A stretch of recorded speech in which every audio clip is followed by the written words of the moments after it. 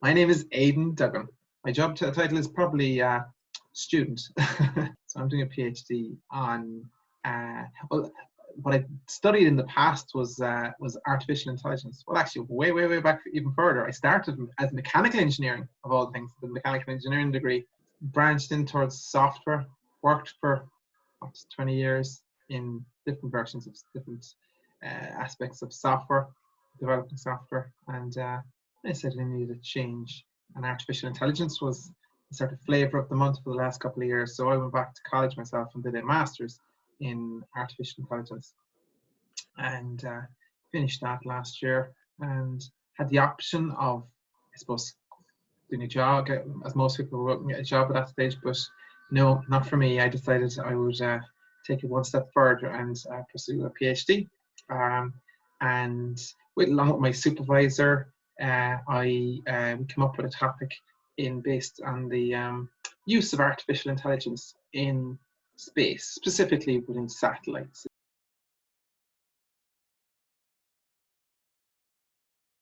Yeah, I suppose the choice for me, I suppose I'm no spring chicken. Yeah, it gives a great quality of life, but I suppose I'm at a very different stage as well, in that most people when they hear I'm doing a PhD, they go, wow, most people I suppose don't have so much experience of someone doing a PhD, and they just assume, oh, well, is that going to lead on to a really big job? But from my point of view, it's more than that. I'm treating this as a really great experience, and I'm learning for the love of learning rather than really purely thinking about what's coming next. And that's a really privileged position to be in. I'm lucky within the PhD world. I got a scholarship, so it pays my costs. Don't become rich out of it, but enough to pay my costs. And so it's a really good position to be in. My path. This is an interesting question, because everyone's path is different, and you know, oftentimes I think when you're at the stage where you're choosing what you're doing, say you're in your leaving cert and you're choosing your subjects, and you have this impression that it's your final decision, and this is what you're going to be for the rest of your life. And I suppose maybe in many years ago that was the case, but nowadays it's totally different. In that, I suppose if I'm in touch with anyone I was in school with, they've all gone in different directions, not just one direction. But I suppose I believe most people have at least 2 or 3 careers in them. I started, like I said, with engineering, worked on that for a couple of years, went off to Australia, did a lot of traveling, which was a fabulous experience as well. Spent a couple of years doing that, then came back and decided, I suppose I was always an interest in software, maths, physics, all that sort of thing.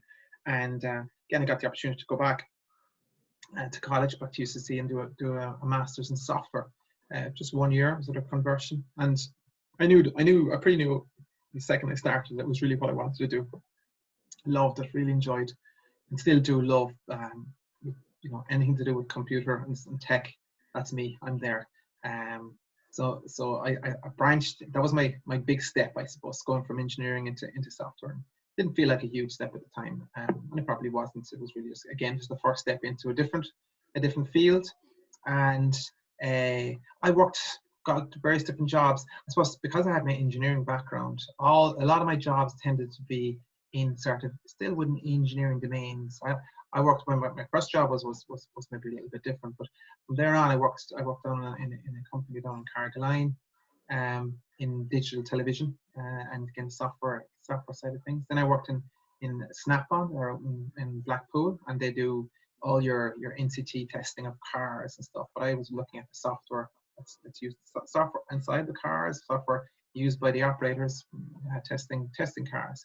So that for a good few years, and then after getting married, I moved up to Dundalk and worked with a company called ABB, who do they actually work in the paper machine industry, of all the things that you wouldn't expect to be in Ireland, because I think paper is made in a lot of countries, but Ireland isn't one of them. Long ago it used to be, but so that was a great experience. Worked in the software side, but with one leg in an engineering field as well. So it was very interesting. And then after, gosh, I was there for 10 or 15 years, I suppose, and that's kind of when I decided I needed a change. That after a certain amount of time, in any domain. It doesn't matter how interested. So you get to a point where you not that you know everything, but I suppose maybe your sense of wanting to know even more sort of maybe dies a little bit. So I felt I got to that stage, and again, luckily, I suppose artificial intelligence was coming as an option then, and so in fact the course that I did at OpenCIT was the first master's in Ireland in artificial intelligence, and that was a great move. It was a great course, and that was another stepping stone. So I consider it like my third career, and hopefully before I'm finished I might get a fourth. And that's the thing about people's careers, they're not static. You're not stuck. When you make one decision, you like it, you keep going. You always have options to change. That's a hard one because I don't really, every day is a little bit different, in that, I suppose again, through this PhD, I've got to different experience in that it's an option you can actually support.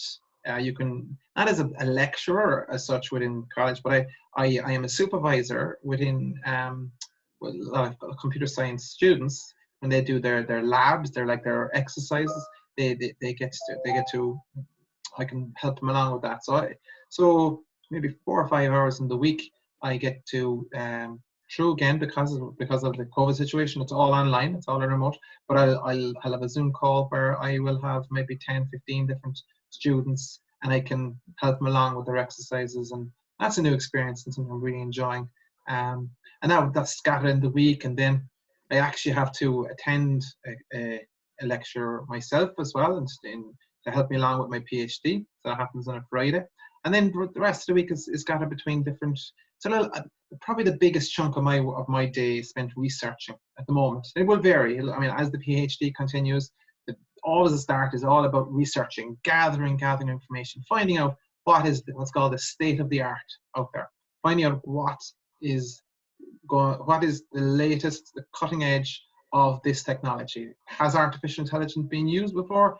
If it has, where has it been used? Maybe it's been used in other places, not directly on a satellite, but somewhere. Your car, when you talk about using driverless cars, it's all artificial intelligence. So there's a lot of work has gone into cars. So what I'm doing is I'm going away and saying, well, okay, let's see what you did in this research. How did you manage to write software to sit in a car? And maybe I could apply the same idea, take what you've done and rewrite it and make it fit on a satellite. So it's very, very interesting. So I'm getting exposure to artificial intelligence used in lots of different places. So my day, definitely not the same every day.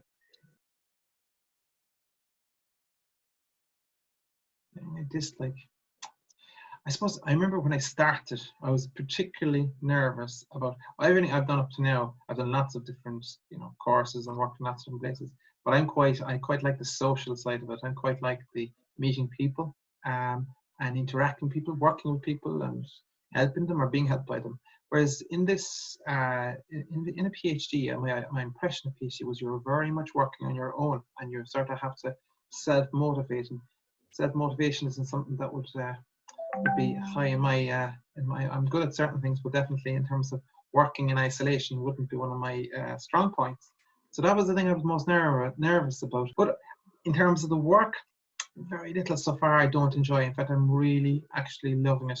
This sort of living the dream, I always say to my supervisors at the moment, because it's really, effectively I'm getting funded to learn something I really love. It's incredible, really. It's kind of almost, you sort of don't want to say it too loudly for people, sort of maybe get people thinking, oh gosh, maybe we should all be doing it. But it really is. It's an incredible avenue to get funded, get paid to study something you love. It's living the dream.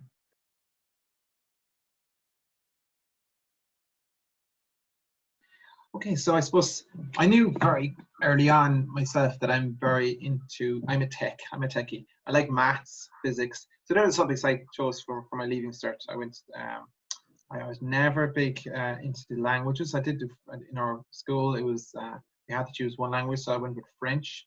So I had the basic stuff, but technical drawing, engineering, physics. Um, they were my technical drawing, engineering, physics, and I did applied maths as well, which is sort of a more mathy maths. And so they were my. So I quite enjoyed them. I tolerated the French and the Irish and the English, but everything else I really enjoyed.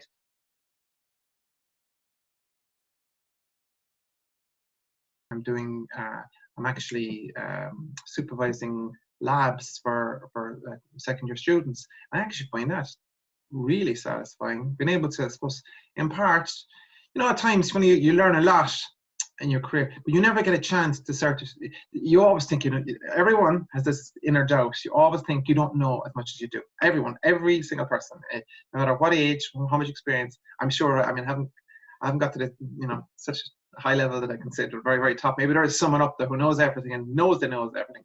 But it was supposed to help others. Suddenly I realized, actually, I know quite a bit about this area, and you're helping people who know a lot less. I find that really, really rewarding, really helpful. Like, I suppose through my work, I've traveled a lot as well, and again, I suppose that I always consider that a bit of a nice little perk. Being able to loving travel and then suddenly getting paid to travel, like with the company I worked with in Dundalk, it was in the paper industry, and there's no paper mills in Ireland, so it was off to Canada and States, and I even went to Japan once to fix a problem, and that was an amazing experience too again. But then you suddenly realize that after doing a lot of trips, suddenly the silver lining wears out, and you realize actually it's more time spent in the airport and work. But they were rewarding experiences. I really don't know. I suppose it's a different dream job every week, really. as I grow, as I change, the dream sort of changes. Like I said, when I started my career, my dream job was to be sitting in an office. It's supposed to, like, you grow up and you're a child, and you just think your dream job is to be driving a fire engine or something, or a train, and then you get to a stage in your college career, and all it is the big office and a big chair and a big fat paycheck, and you think that's your dream job. And then you push on in your career and you realize, do you know what? And I'm at a stage now, I'm 47, been through a lot of different jobs, a lot of different experiences. So I was speaking with a bit of knowledge that the goal is happiness. Actually, that's what in fact, and that's across the board. That's that spans all different countries, religions, you name it. Everyone wants to get to a stage where they're actually happy, and you're in a job. Say that there's a saying that invest your money in a good pair of shoes and a good bed, because if you're not in one, you're in the other. And it's it's funny, but it's very true, because if you're not in your shoes, you're in your bed or whatever. And I would say the same with your career. Your career is a huge part of your job, a huge part of your life. You're spending at least 40 hours a week in your job. So it has to make you happy. I think my dream job is kind of going towards teaching, towards lecturing. And I think, who knows, at the end of this PhD, I'm only just starting, I have 4 years to go.